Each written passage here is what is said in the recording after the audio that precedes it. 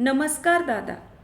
आज आपण श्री स्वामी समर्थ यांच्या कोणत्या कृपांकित शिष्यांबद्दल दर्शक श्रोत्यांना माहिती देणार आहोत? खडकीकर महाराजांच्या आदेशानुसार महारुद्रराव देशपांडे अक्कलकोटी प्रस्थान करते झाले. अक्कलकोटाकडे येताना त्यांना प्रचंड पायपीट व यातायात करावी लागली, परंतु श्री स्वामी समर्थांच्या दर्शन भेटीच्या उत्सुकतेने अखेरीस ते अक्कलकोटी येऊन पोहोचले. अक्कलकोटात दाखल होताच त्यांना कळले की श्री स्वामी समर्थ हे विरूपाक्ष मोदी यांच्या वाड्यात आहे. तेव्हा महारुद्रराव विरूपाक्ष मोदी यांच्या वाड्यात गेले. तेथे श्री स्वामी समर्थ हे प्रसन्न चित्ताने बसलेले होते. त्यांना बघताच त्यांना साष्टांग दंडवत घातला. सर्व साक्षी श्री स्वामी समर्थांनी महारुद्रराव देशपांडे यांचा येण्याचा उद्देश जाणला होता. तेव्हा ते म्हणाले, उठ, तुझे काम झालेले आहे. तुझे येथे काहीही काम नाही. 4 मनोरे आहे, तिकडे तू तेथे जा. आम्ही तुझी जमीनही मुक्त करू.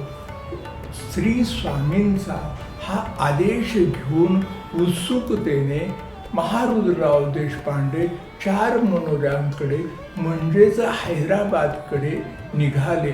हैदराबादला पोहोचण्यापूर्वीच संबंधित अधिकाऱ्यांनी त्यांचे शेतही मुक्त केले होते आणि निजाम सरकारने जप्त केलेली त्यांची देशपांडेगिरीची सनदही त्यांना परत केली.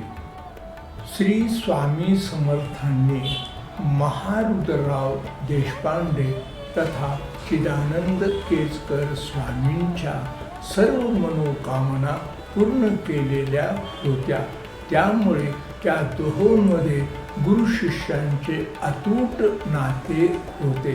त्यामुळेच महारुद्रराव देशपांडे दर दत्त जयंतीला अक्कलकोटी जात असत व श्री स्वामी समर्थांच्या उपस्थितीमध्ये दत्त जयंतीचा उत्सव साग्र संगीत साजरा करीत असत. पुढे ब्रह्मांड नायक संचारेश्वर श्री स्वामी समर्थ हे शके 1878 चैत्र वद्य त्रयोदशी मंगळवारी सायंकाळी 4:30च्या दरम्यान त्यांनी इहलोकीची यात्रा वटवृक्षाखाली संपविली.